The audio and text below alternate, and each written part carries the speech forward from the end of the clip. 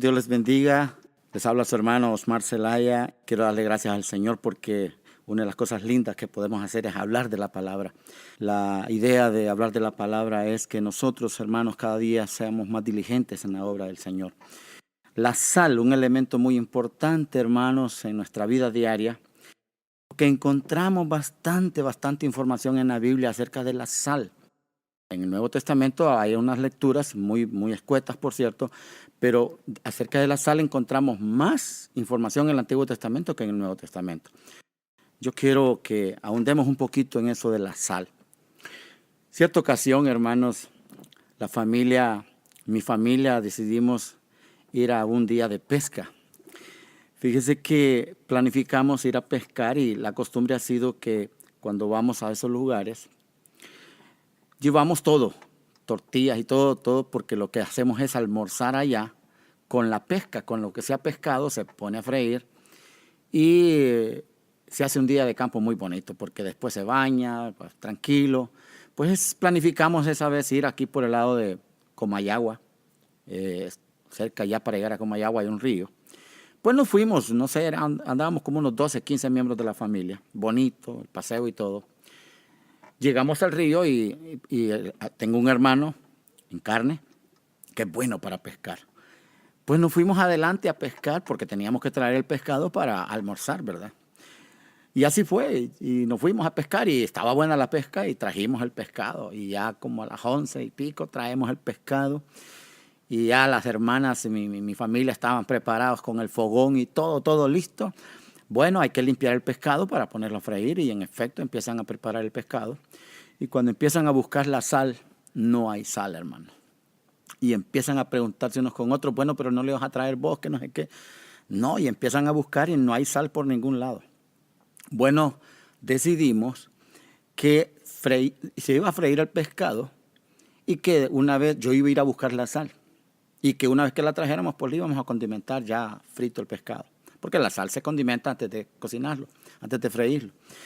A lo lejos del río yo miraba unas volquetas que estaban cargando arena. Yo dije, voy a ir a preguntar allá, a ver si alguien tiene sal que me regale. Por lo general, a veces uno en el carro anda sal. Yo he sido uno de ellos, que compra cualquier cosa, un mango, algo, ya tiene la sal ahí. Estaba lejitos, la volqueta se miraba a lo lejos, pero bueno, no había de otra, me voy a buscar la sal. Llego donde el primer volquetero, porque habían como 3 volquetas, y le digo, yo un poco así apenado, miren, buenas tardes, disculpe, ¿tiene usted un poquito de sal que me regale? Y me dice, no tengo, me dice, bueno, tal vez mi compañero, me voy a la otra volqueta que estaba a cierta distancia. Hago la misma consulta, me dice, no, disculpe, no tengo sal. Bueno, me voy al siguiente y lo mismo. Nadie tenía sal. Yo decepcionado, Dios mío. Estábamos en un lugar donde la pulpería más cercana estaba lejos, porque esa de la calle se desvía bastante. Habíamos transitado una parte a pie. Estaba yo ahí ya como resignado. ¿Qué vamos a hacer, Dios mío, sin sal para el pescado? En eso venía una volqueta llegando al río y me voy y le hago la misma consulta y me dice, fíjese que sí ando. Mira, hermano. Yo sentí alivio. Si ese señor, cuando me la da, le digo, ¿cuánto le debo? El nombre no me debe nada. Si ese señor me hubiera dicho que valían 50 lempiras, yo de todo gusto lo hubiera dado, o 100 lempiras incluso. Me di cuenta ese día lo que significaba tener la sal, lo que significaba la sal, hermano. Los campesinos que me están escuchando saben lo que significa una comida sin sal. Imagínense un huevo sin sal, un huevo duro incluso sin sal, qué horrible. Un aguacate sin sal, qué horrible. Pues ese día pasé esa experiencia, que por cierto no se me olvida, pero me di cuenta que la importancia que tiene la sal. Y mira, hermano, en la Biblia, la sal es un elemento que tiene una característica muy particular. ¿Sabe cuál es? Que es un elemento que lo usan para maldecir y para bendecir. ¿Cómo es esto? Pues sí, es el único elemento en la Biblia que lo usan los brujos, pero Cristo habló de la sal también, que nosotros somos la sal de la tierra. Oiga usted, ¿cómo es esto? Sí, incluso el diablo ha tergiversado incluso el concepto. Dice, vos sos salado. ¿Ha oído esa expresión? Pero ¿qué significa cuando alguien le dice a usted que está salado? Que a usted las cosas le salen mal. A alguien alguna vez le han dicho, vos sos un saco de sal. ¿Pero qué significa eso? Que todo le sale mal. En el mundo usan el concepto, tienes mala suerte. Pero nosotros claro que no vivimos por suerte, claro que no. Entonces, pero ¿por qué existe ese dicho? Porque en efecto tiene ese problema también la sal, que muchas personas les han hecho brujerías utilizando sal. Hay conjuros que los hacen con sal. En el mundo usted puede encontrar a brujos que utilizan la sal para hacer sus cosas.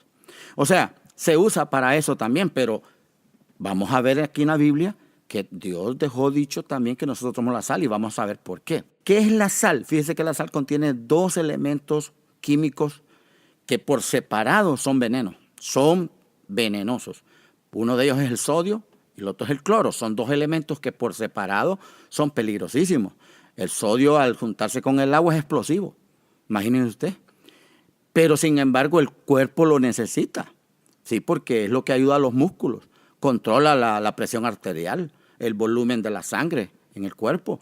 O sea que el sodio es importantísimo en nuestro cuerpo humano. Pero curiosamente, unido al cloro, usted sabe lo que es el cloro. El cloro es un elemento que se usa para potabilizar el agua, por ejemplo. Potabilizar el agua con el cloro.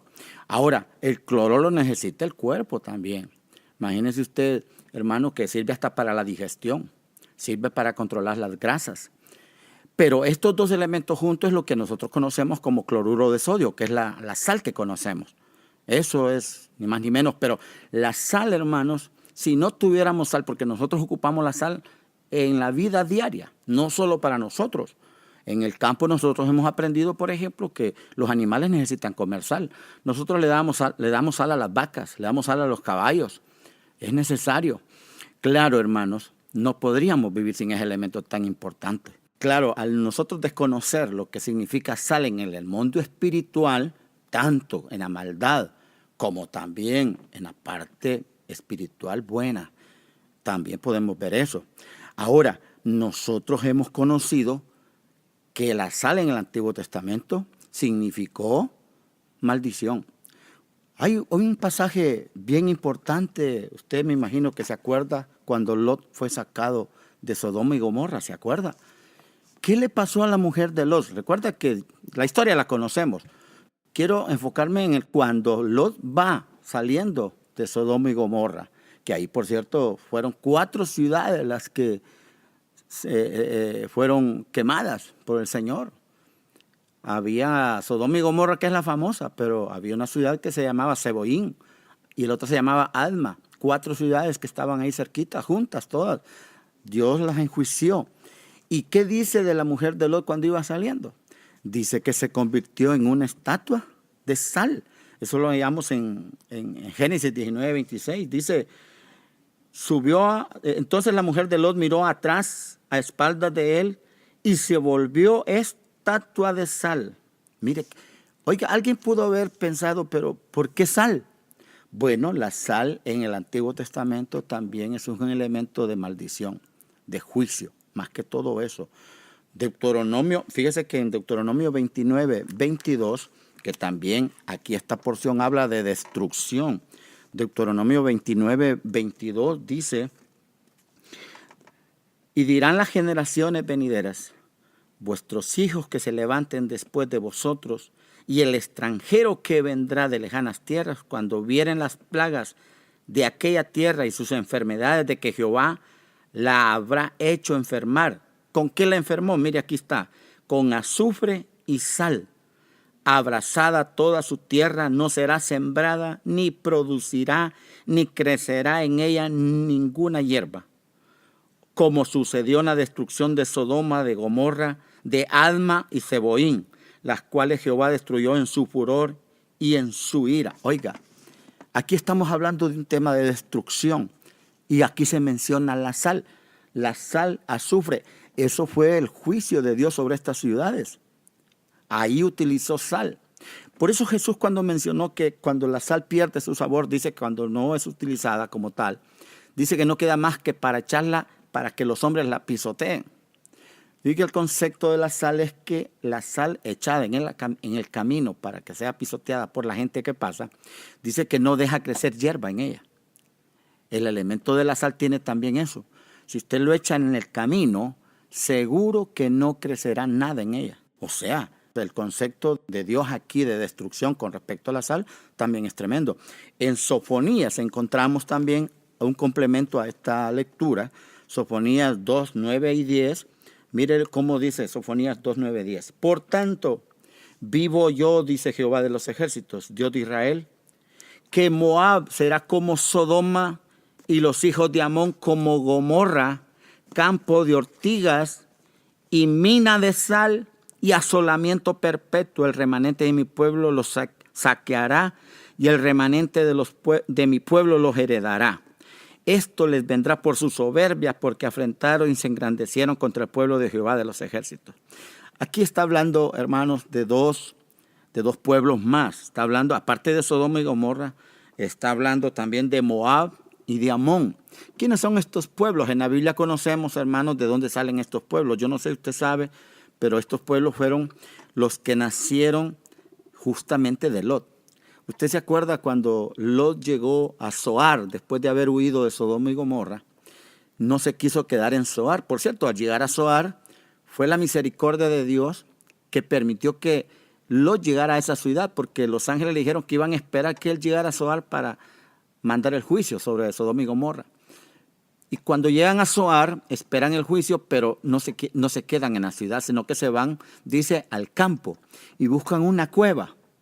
Y en esa cueva, ahí se quedan viviendo. Y las hijas de Lot, que eran dos, dice que planificaron emborrachar a Lot y así tener relaciones sexuales con él. Primero lo hizo una de ellas, lo emborrachó y dice que tuvo el acto sexual y Lot no se dio cuenta. Estaba tan borracho que no se dio cuenta. Pero dice también que a la siguiente noche, la otra hermana igual hizo lo mismo. De esa manera quedaron embarazadas. De esa relación nacen estos dos pueblos de Moab y Amón. Fíjense, dos pueblos que fueron, aquí lo dice en el versículo 10, dice, de Sofonías 2:10, dice, esto les vendrá por su soberbia, porque afrentaron y se engrandecieron contra el pueblo de Jehová de los ejércitos. Oiga, estos pueblos fueron los que se opusieron cuando Israel iba en el desierto. Tremendo el juicio que Dios les envió. El juicio aquí lo que vemos es que Dios les manda mina de sal, campo de ortigas, asolamiento perpetuo. Y dice que el pueblo de Israel los va a saquear permanentemente. Oiga, esto les vendrá por la soberbia que tuvieron. Esto fue un juicio de Dios. ¿Con qué? Con sal. Óigame, pero no solamente en el Antiguo Testamento vemos la destrucción. Vemos también la otra parte, lo que conocemos, el pacto de sal. Este es interesante de qué se trata el pacto de sal. Quizás en nuestra costumbre, en nuestros pueblos, aquí entre nosotros, nuestra cultura, conocemos muy poco de un pacto de sal. Pero en los orientales, por ejemplo, el pacto de sal es muy común. Y ya vimos las lecturas acerca de cómo Dios también menciona la sal en el aspecto de juicio. Pero también, hermanos, que Dios le ordena al pueblo de Israel que toda ofrenda que el pueblo dé, que toda ofrenda que el pueblo presente, tiene que ir sazonada con sal. Oiga, mire usted qué interesante esta cuestión de que toda ofrenda tiene que ir sazonada con sal. Levítico 2:13, mire qué interesante cómo dice Levítico 2:13. Y sazonarás con sal toda ofrenda que presentes. Y no harás que falte jamás de tu ofrenda la sal del pacto de tu Dios.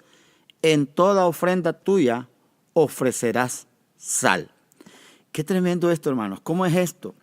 Usted sabe que el pueblo de Israel presentaba ofrendas en el templo, pero las ofrendas tenían que ir saladas. Este es un mandato, es una ley, está en Levítico. Sazonarás con sal toda ofrenda que presentes. Y dice, no harás que falte jamás de tu ofrenda la sal del pacto de tu Dios. En toda ofrenda tuya ofrecerás sal. Dios aquí insiste por 3 veces en un solo versículo que la ofrenda tiene que ir sazonada con sal. Claro, la ofrenda, hermanos, de cualquier animal, de cualquier especie, era para el sacerdote. Alguien puede decir, bueno, ¿y pero por qué no la sazonaba el sacerdote después? No, era orden que era presentada ya salada, ya tenía que ir salada. Igual hay una lectura en Ezequiel 43, 23. Mire cómo dice Ezequiel 43, 23. Cuando acabes de expiar, ofrecerás un becerro de la vacada sin defecto y un carnero sin tacha de la manada. Y los ofrecerás delante de Jehová, y los sacerdotes echarán sal sobre ellos, y los ofrecerán en holocaustos a Jehová. Por 7 días sacrificarán un macho cabrío cada día en expiación. Asimismo sacrificarán el becerro de la vacada y un carnero sin tacha del rebaño. Oiga, el sacerdote aquí es diferente, porque dice que el sacerdote va a salarlo, porque está en este momento con ellos.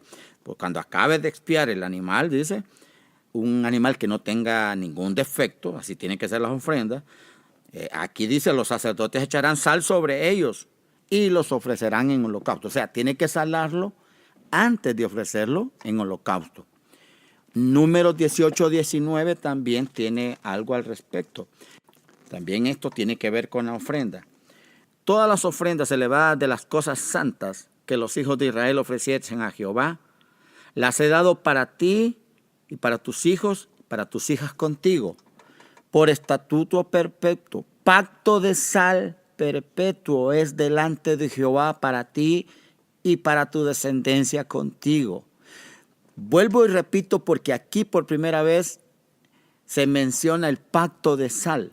Vuelvo y repito esta porción. Dice, estoy hablando de Números en el capítulo 18, versículo 19. Todas las ofrendas elevadas de las cosas santas que los hijos de Israel ofrecieren a Jehová, las he dado para ti y para tus hijos y para tus hijas contigo, por estatuto perpetuo.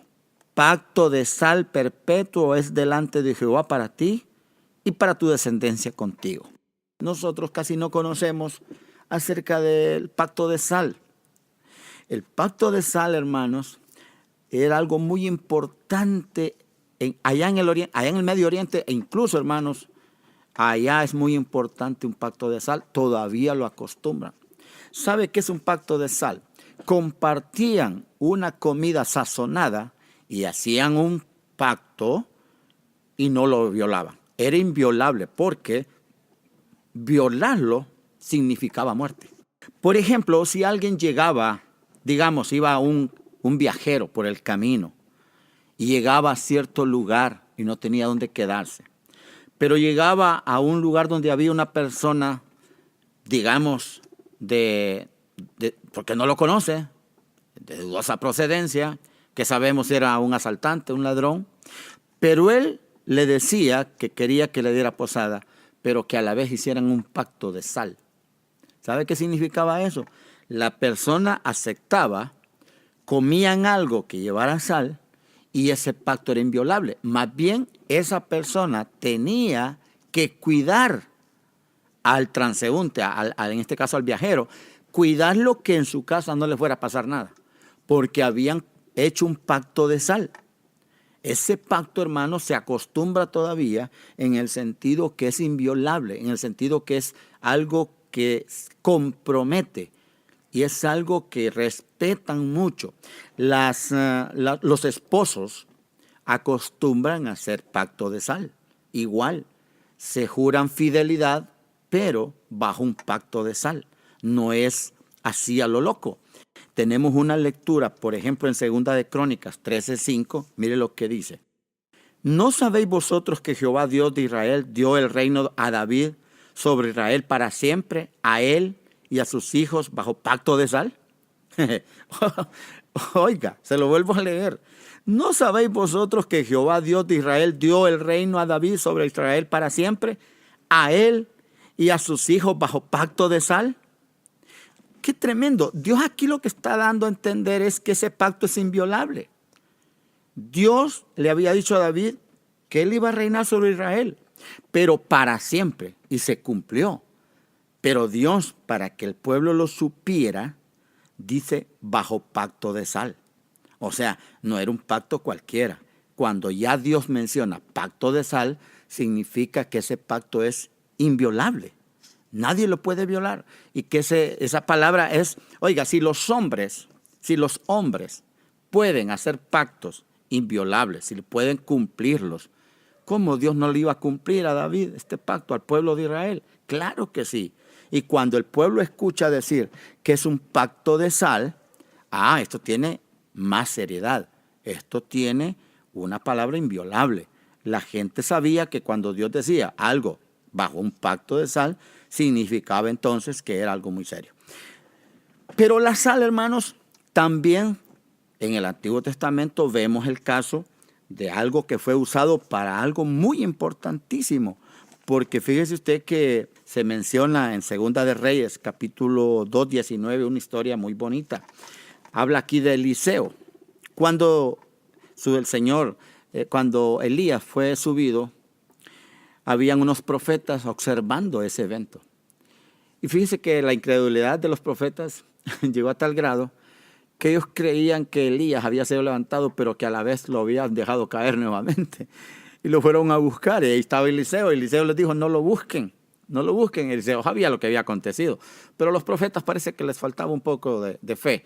Entonces lo fueron a buscar por 3 días. Y llegaron nuevamente donde estaba Eliseo. Le dijeron, no lo hallamos. Claro, yo les dije que no lo buscaran. Pero aprovechando que estaba allí Eliseo, los hombres de la ciudad le dijeron a Eliseo, voy a leer Segunda de Reyes, capítulo 2, versículo 19. Y los hombres de la ciudad dijeron a Eliseo, he aquí el lugar en donde está colocada esta ciudad. Es bueno, le dijeron, como mi señor ve. Mas las aguas son malas y la tierra es estéril. Entonces viene Eliseo y les dice, mire, entonces él dijo, traedme una vasija nueva y poned en ella sal. Y se la trajeron. Y saliendo él a los manantiales de las aguas, echó dentro la sal y dijo, así ha dicho Jehová, yo sané estas aguas y no habrá más en ellas muerte ni enfermedad. Y fueron sanas las aguas hasta hoy, conforme a la palabra que habló Eliseo. Aquí vemos que la sal está usada para un beneficio colectivo. Qué importante, mire cómo Eliseo recurre a la sal para sanar las aguas de aquel lugar, porque dice que esas aguas eran aguas que traían muerte, porque eso fue lo que él oró. Dice que para que ya no trajeran ni enfermedad, o sea, las aguas eran tan malas en ese lugar que les proporcionaban muerte a los vecinos, enfermedad. Entonces viene Eliseo, sencillo. ¿No cree usted que Eliseo hubiera orado solamente?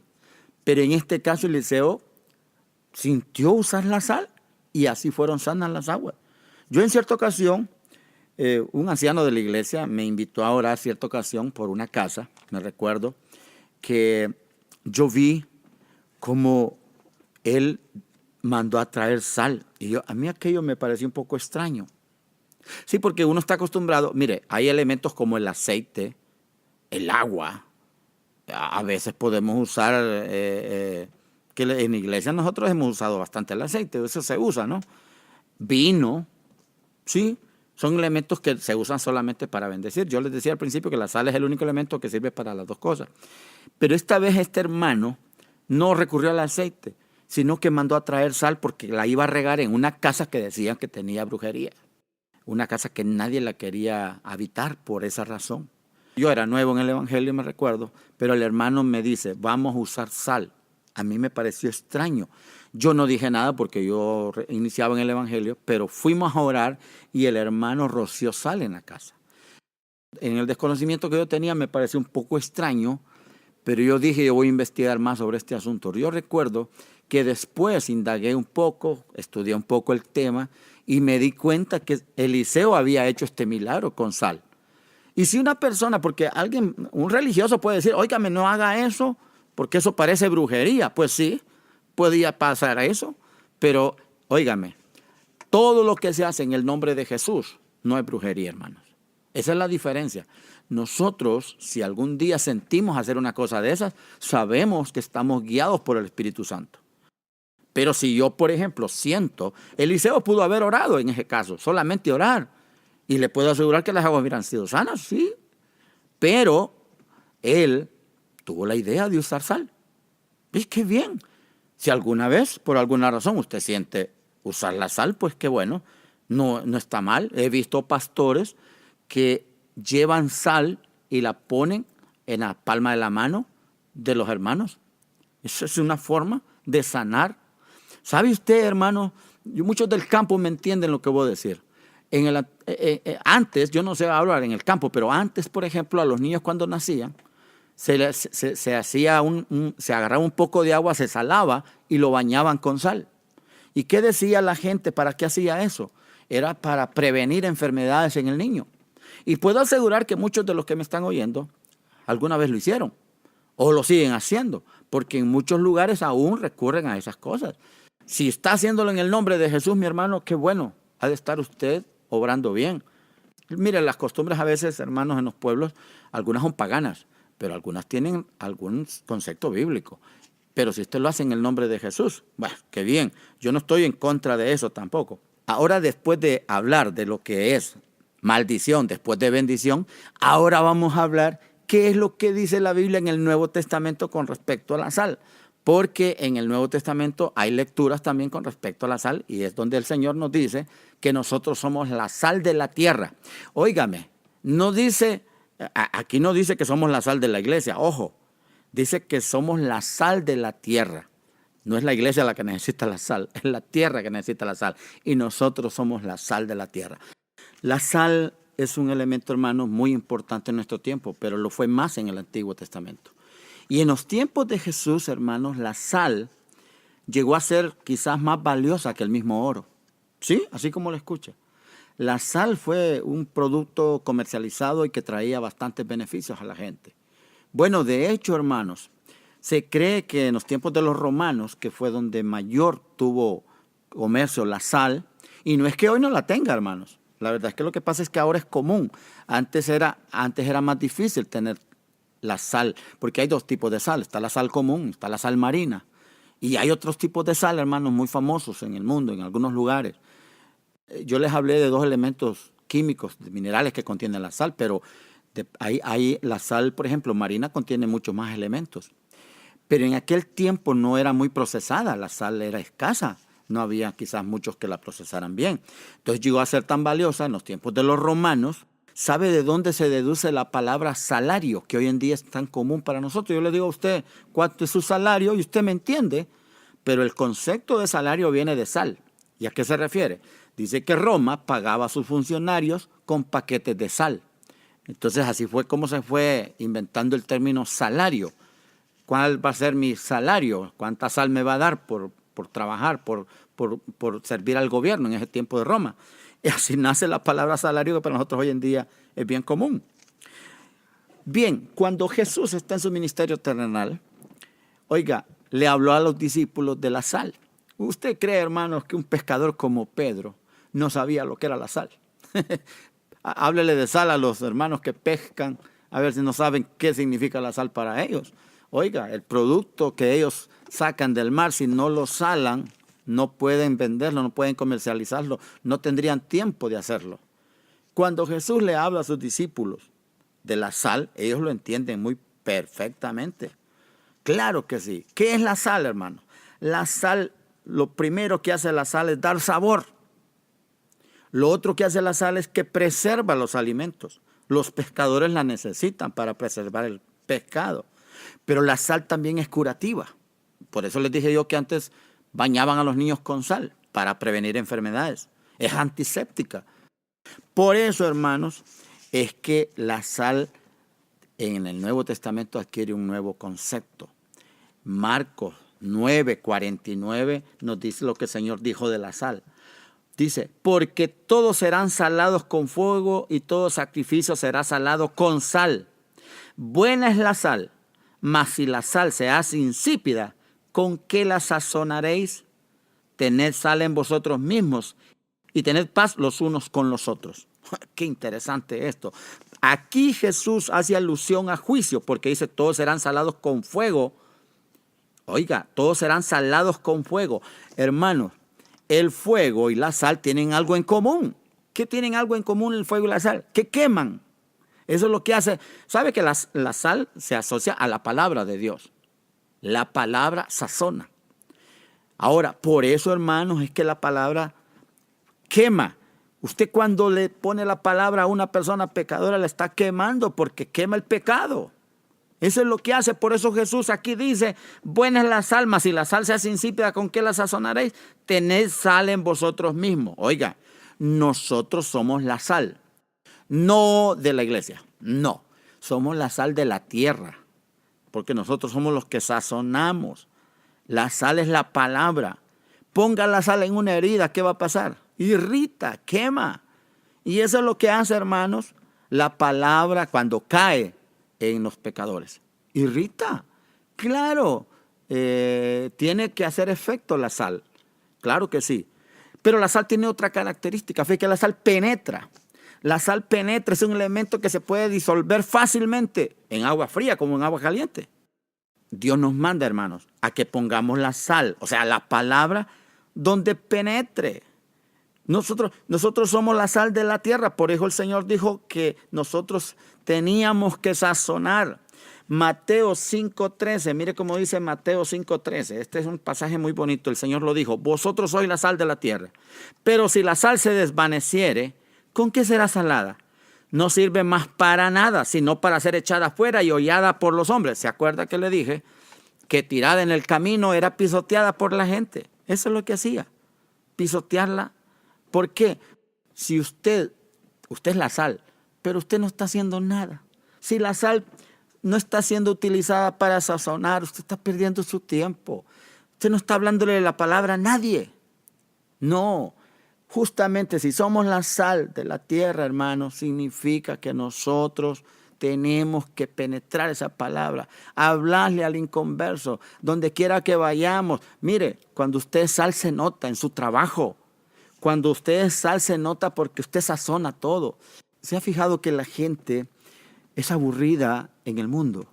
Yo me pongo a pensar, nosotros tenemos tanta actividad en la iglesia, hermanos, que vamos un día para acá, otro día para un evento y tenemos una actividad bastante grande en las iglesias.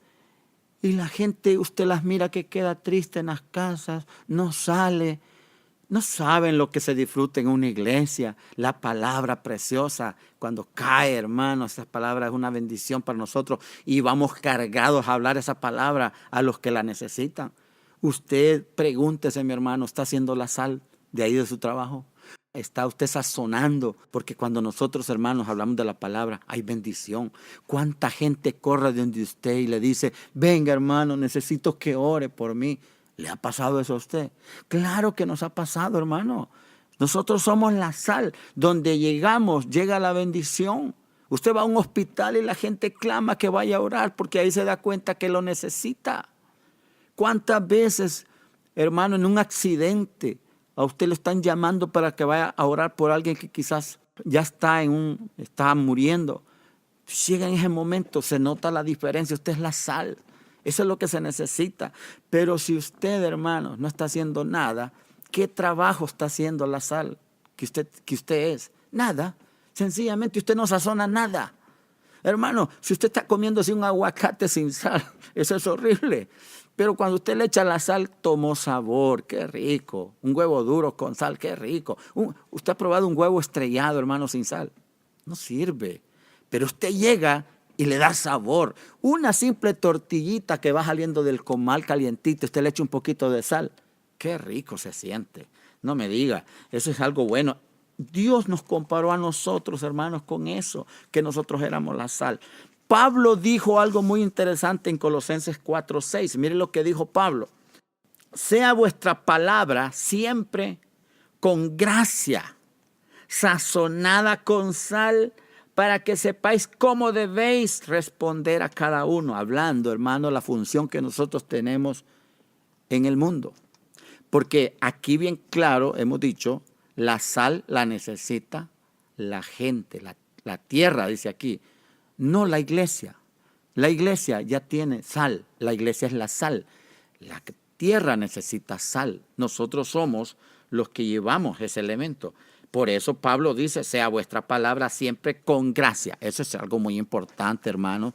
La palabra debe ser sazonada, pues.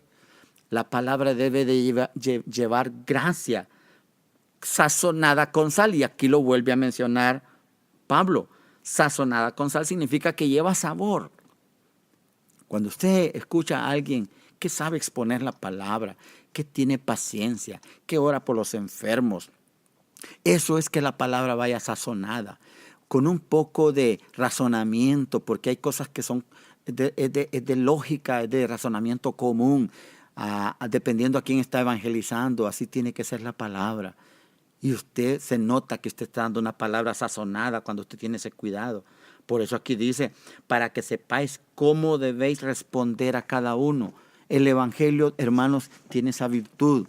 Dios pone nuestras palabras en la boca de acuerdo a con quién estamos hablando.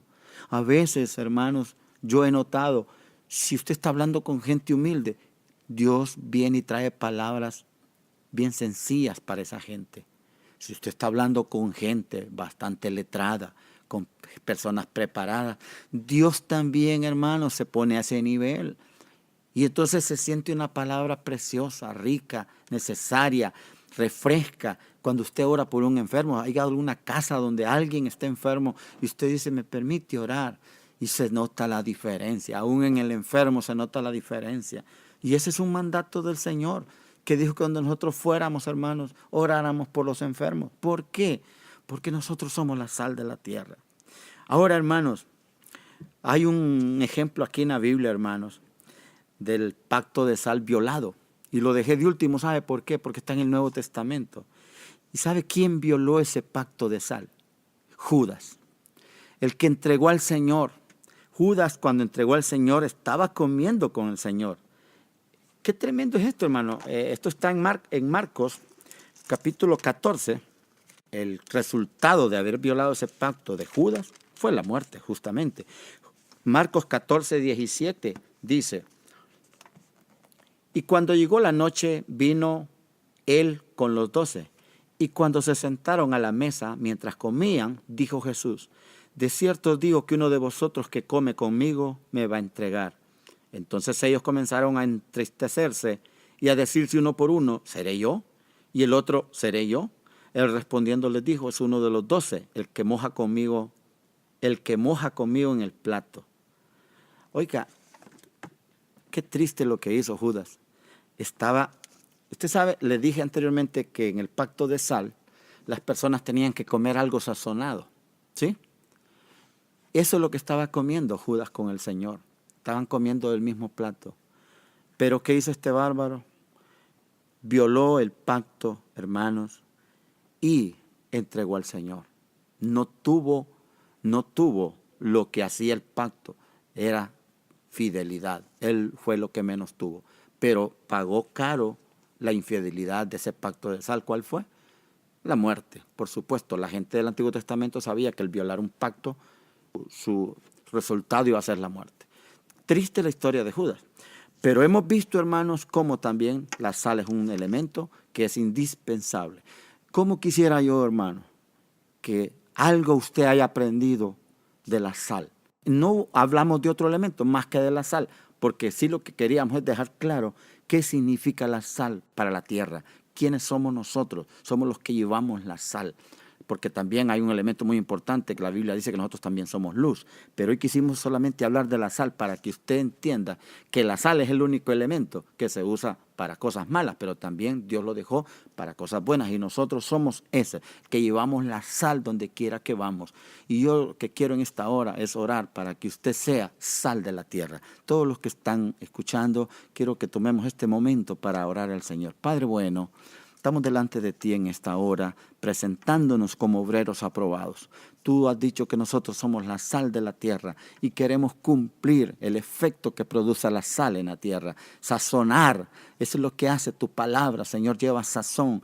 La palabra es efectiva cuando sale de nuestros labios, cuando oramos por los enfermos. Señor, permítenos que podamos ser la sal de la tierra, donde quiera que vayamos, donde quiera que estemos, que testifiquemos, que llevemos, oh Dios mío, tu palabra y que sanemos a los enfermos a través de tu Espíritu Santo, por esa unción que tú has delegado en nosotros, por ese poder que nos has dado. Somos la sal y en el nombre de Jesús utilizamos la sal para cosas buenas, para bendecir, porque de una sola fuente no pueden salir dos tipos de agua. Nosotros somos la sal que bendecimos la tierra. En el nombre de Jesús llevamos a todos lugares donde vamos tu bendición, Señor. Gracias te damos porque somos bendecidos al ser la sal de la tierra. Gracias te damos por la enseñanza que nos has dado. Gracias te damos. Toda la honra y la gloria sean para ti, Señor.